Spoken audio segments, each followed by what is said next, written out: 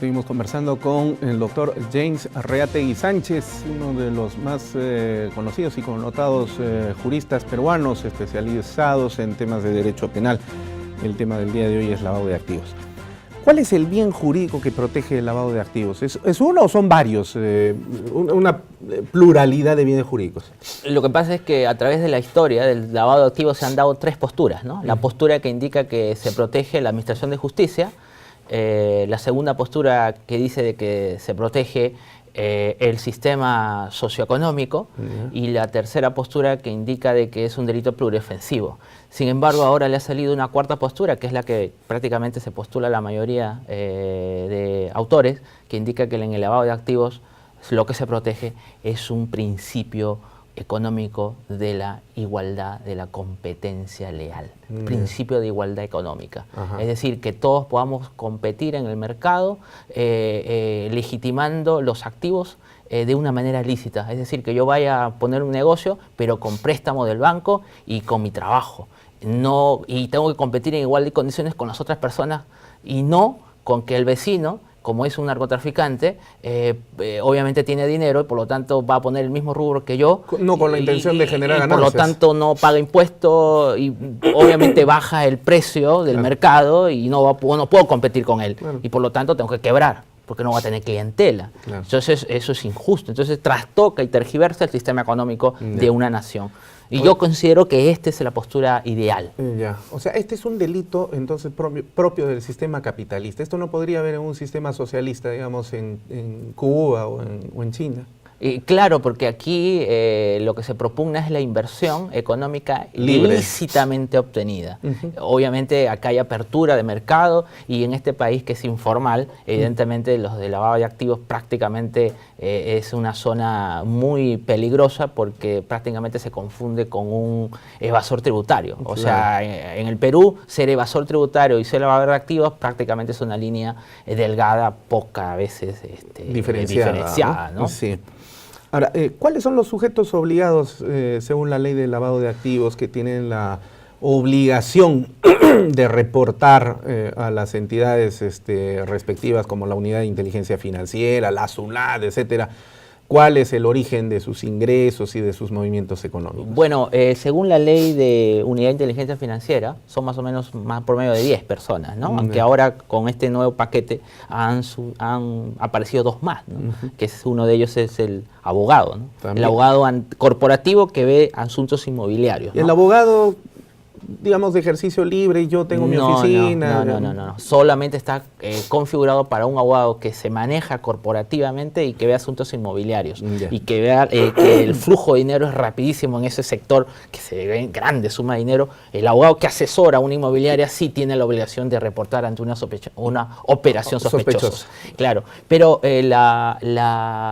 los sujetos obligados, ese es producto de la ley de Unidad de Inteligencia Financiera, que inclusive ahora se ha vuelto delito, ¿no? Porque hay un delito que si no reportas en el tiempo, el delito de omisión de operaciones sospechosas, que está obviamente obligado a una operación inusual, que tiene una pena muy baja de 1 o 2 años de pena privativa de libertad, y que tenemos pues sujetos obligados al notario, al martillero, a los que trabajan en los bancos, que son los primeros que tienen que son los pioneros, los que empezaron con todo este tema de los sujetos obligados. Los notarios. Los notarios, por supuesto. Las casas de juego. Las casas de juegos de azar, y que esto tiene mucho emparentamiento con el tema de tributario, porque la SUNAT también tiene un sistema a través de la ley del código, digamos, tributario y la ley de impuesto a la renta, tiene un sistema también de prevención de sujetos obligados.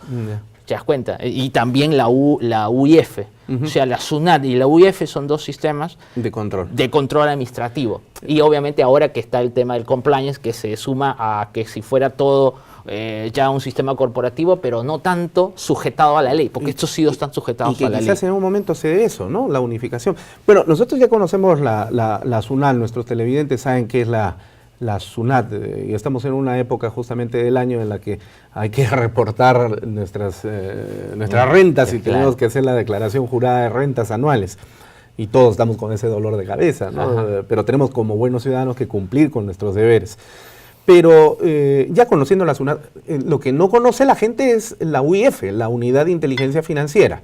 ¿Qué es la Unidad de Inteligencia Financiera? La Unidad de Inteligencia Financiera es un organismo estatal que tiene ciertos sectores en todos los temas económicos. Prácticamente la UIF analiza policialmente, penalmente, administrativamente a la persona. Contablemente, financieramente. ¿Para qué? Para que sobre una operación inusual que realiza un sujeto, esta pueda ser analizada por su equipo de trabajo y ellos son los primeros en poner en conocimiento a la fiscalía respectiva ante un depósito inusual de una persona que solamente gana 5.000 soles en sus cuentas, pero de pronto, y trabaja para el Estado, y de pronto tiene un depósito de 50.000 soles en 3 tiempos, en 2 meses. Entonces eso es una operación inusual. Claro, porque un funcionario público no puede tener un depósito de 50.000 soles y sobre todo no sabiendo de dónde viene.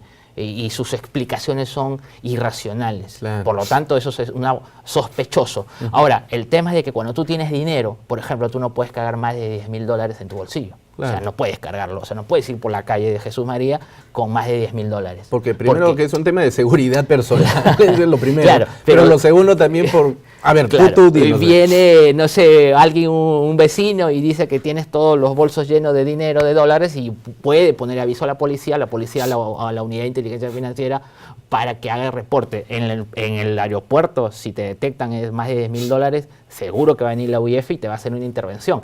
Y ahora la ley de UIF, usted sabe de que se modificó, ¿no? Y ahora solamente tienes 72 horas para que puedas justificar la procedencia del dinero. Si no lo puedes justificar en 3 días, bueno, perdiste y la ley, aunque yo estoy de desacuerdo, que de frente procede la investigación preparatoria, saltando el tema de la investigación preliminar, y de frente vas a la investigación preparatoria porque hay indicios con causa probable de que esto viene de la procedencia de un delito. Esta es una presunción prácticamente iure de iure, ni siquiera iuris tanto. Claro, ¿no? Entonces prácticamente al sujeto en 3 días no va a poder solucionar. O sea, de repente lo intervienen en Tacna, su negocio está acá en Lima, ¿cómo hace? O sea, no puede justificarlo, presentarlo. Bueno, pero lo cierto también, James, es que ¿quién anda con $10.000 en el bolsillo, no? Y es un delito, se llama el delito de transporte de dinero ilícitamente obtenido, que no son actos de conversión, no es un acto de transferencia, ni de ocultamiento, no, es un acto de traslado y transporte de dinero ilícitamente obtenido, digamos. Artículo 4 de la ley 11.006, ¿no? Los señores que se dedican al cambio de dólares y que todos los días los vemos con sus fajos, y de hecho que ahí tienen más de $20.000, ellos tienen la obligación de reportar entonces a la UIF. Las casas de cambio formalmente organizadas tendrían esa obligación por ley. Además tienen que tener un oficial de cumplimiento, si cabe el término, en su dependencia económica. O sea, Ocoña debería estar llena de officers compliance. Ellos tienen un protocolo, ¿no? O sea, las casas de cambio, si en la constitución de la empresa, y esto tiene que ver con el tema de fiscalización. Entonces la UIF tiene que hacer programas de inspección para ver si tienen, y que normalmente es el mismo uno de los socios, ¿no? De la empresa, se hace de oficial de incumplimiento, y hay protocolos que lo declaran en su constitución de la empresa, ¿no? Como un adicional, ¿no? Ahora, ¿cómo se sintetiza entonces, para poder entender y redondear todo esto que hemos conversado e ir terminando la entrevista, la política criminal detrás de todo este paquete legislativo que ya viene de hace 2, 3 años, 4 años aproximadamente, en relación al sistema económico que se maneja en el Perú, que además, a pesar del estancamiento en el que cayó nuestra economía, sin embargo el Perú pues ha sido un país en los últimos 18 años aproximadamente, 17 años, un país exitoso desde el punto de vista de la macroeconomía. ¿Qué política criminal se esconde detrás de este sistema normativo?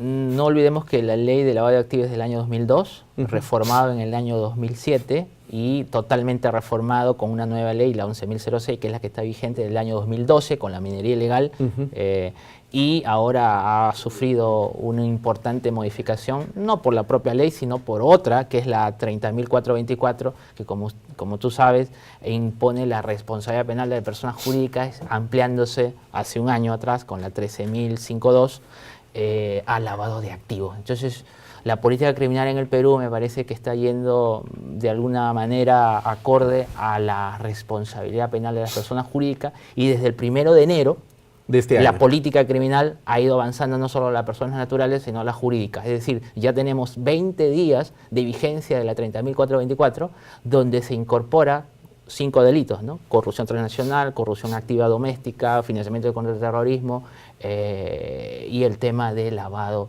de activos, en todas sus modalidades. A mí me da la impresión que la política criminal que subyace a todo este proceso de modificación legislativa y la cada vez mayor forma de fortalecimiento de esta parte del derecho penal económico tiene que ver en realidad con el sistema económico mundial. Es decir, el lavado de activos básicamente, no se excluye otras formas, pero básicamente proviene del narcotráfico, de la actividad del narcotráfico. Y también tiende a financiar actividades terroristas internacionales. Y evidentemente lo uno y lo otro afecta al sistema económico mundial y fundamentalmente a los intereses del gran imperio, es decir, de los Estados Unidos. No olvidemos, por ejemplo, que Osama Bin Laden, cuando ataca las Torres Gemelas, jugó en la Bolsa de Valores de Nueva York justamente a los seguros inmobiliarios, que al día siguiente, después de ese ataque, crecieron enormemente. Es decir, además de atacar a su enemigo, ganaba económicamente, ¿no? Y todo este financiamiento internacional viene pues del flujo de actividades ilegales, ¿no es cierto? Claro. Y Colombia, por ejemplo, es un referente, el Perú es otro, Bolivia es otro referente en esta materia. Y la presencia de la OCDE en este campo da cuenta precisamente de una especie de connotación imperialista de esta legislación. ¿Es correcto esta reflexión que estoy haciendo o es algo sesgada ideológicamente que no tendría por qué? Pero digamos, trato de ser lo más objetivo posible. Claro, pasa que sí y no, ¿no? Yo creo que sí, porque el lavado de activos está configurado y está siempre vinculado a un tema económico y de las grandes potencias económicas. No te olvides que Estados Unidos tiene un lavado de activos y un lavado de activos que persigue no solamente a las personas, persigue a la cosa. Así es. O sea, donde quiera que esté, en Francia, pero basta que sea la cosa que haya afectado intereses de América, lo va a perseguir. Como la FIFA, por ejemplo. Claro, que lo persigue donde sea. O sea, me parece que son potencias mundiales las que están metidos en temas de lavado de activos y son intereses que quieren que no se persiga eficazmente. Y es más, en el Perú, la ley 30.424 es una ley penal, pero que en el fondo los grandes empresarios del Perú conspiraron para que esa ley no salga. Sí, pues. Entonces se da cuenta que hay intereses desde el propio Congreso que conspiraron para que no salga esa ley, pero que finalmente con el voto de los otros congresistas salió. Porque no te olvides que la CAN peleó para que sea responsabilidad penal y la comunidad empresarial, junto con varios juristas, que prácticamente maquillaron esa ley y que finalmente ganaron, porque se le puso administrativa y no penal. Así es. ¿Te das cuenta? Pero es penal, finalmente. Pero es penal, pero bueno, es un tema reputacional, para que los empresarios no se vean de alguna manera afectados, porque penalmente el reproche es más colectivo, ¿no? Claro. Entonces, pero como dices tú, sí es cierto que tiene un componente económico, digamos, de potencia mundial imperialista, pero esto quedará ahí, porque lo que finalmente importa es la descripción legal de la norma que está adecuadamente regulada y que los jueces tengan el compromiso de aplicarla, más allá del tema ideológico imperialista, ¿no? Bueno, interesante. Lamentablemente ya la hora nos ha ganado en esta oportunidad, sin embargo, ha sido, lo digo además como amigo y compañero de múltiples aventuras dentro y fuera del país académicas. Delicioso conversar, como siempre lo es, contigo, James, conocedor del derecho penal. Muchísimas gracias por tu participación en Referente Jurídico. Muchas gracias, Lucho, y espero estar nuevamente por acá. Claro que sí, te comprometemos. Bueno, vamos a hacer ahora una pausa comercial y no se vayan, que tenemos en el programa como siguiente invitado al ex procurador anticorrupción, Joel Segura Alaña. Con él vamos a conversar de un derivado del tema de lavado de activos, que es precisamente la figura del compliance. No cambien de canal, ya regresamos.